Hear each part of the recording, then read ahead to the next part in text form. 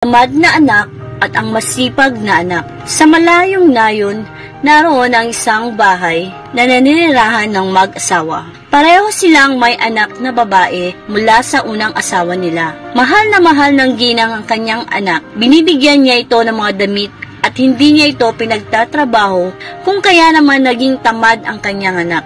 Nakaupo lamang ito buong araw at patingin-tingin lang sa kanyang salamin. Sa kabilang banda, pinagmamalupitan naman ang isang anak ng kanyang madrasta. At bakit nakaupo ka lang dyan? Tumayo ka nga at maglinis ng bahay. Pero mama, naglinis na po ko ng bahay kaninang umaga. Huwag ka na makipagtalo sa akin. Gawin mo na lang. Opo, mama.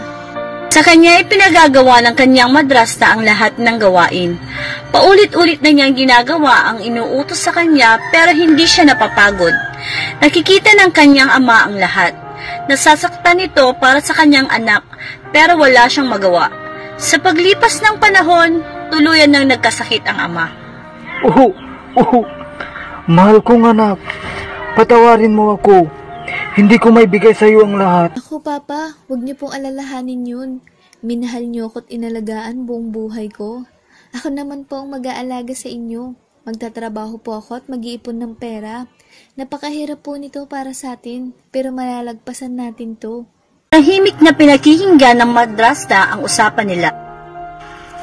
Bakit hindi ko naisip yun? Ipapadala ko siya sa mayamang pamilya para makapagtrabaho doon. Magtatrabaho siya upang makaipon ng pera at mapupunta sa akin ang lahat ng ipon niya. Hay, makukuha na rin namin sa wakas ng anak ko ang pinapangarap niyang buhay. Tama ka. Alam naman natin na may sakit na ang iyong ama, hindi ba?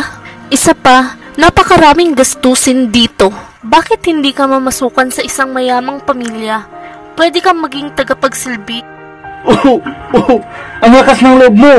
Bakit hindi ang anak mo pagtrabahuin mo? Pwede naman yun. Yun nga lang hindi pwede. Dahil madudumihan ang mga magaganda niyang kamay at paa. Maganda ang anak ko para magtrabaho at isa pa, hindi naman kagandahan niyang anak mo. Wala namang mawawala sa kanya kapag nagtrabaho siya. O siya, tama na yan. Bukas na bukas din, aalis ka para magtrabaho sa isang mayamang pamilya. Ay, ano ba ang alam niya sa kagandahan? Hindi mo na kailangan magtrabaho, anak. Hindi, Papa. Gusto ko pong magtrabaho. Wala pong mangyayari sa pag-iwas sa tungkulin.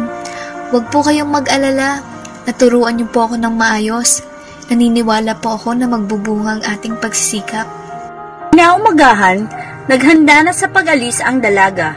Maghahanap siya ng mayamang pamilyang pagtatrabahuan niya. Hindi man lang siya binigyan ng pagkain o inumin ng kanyang madrasta.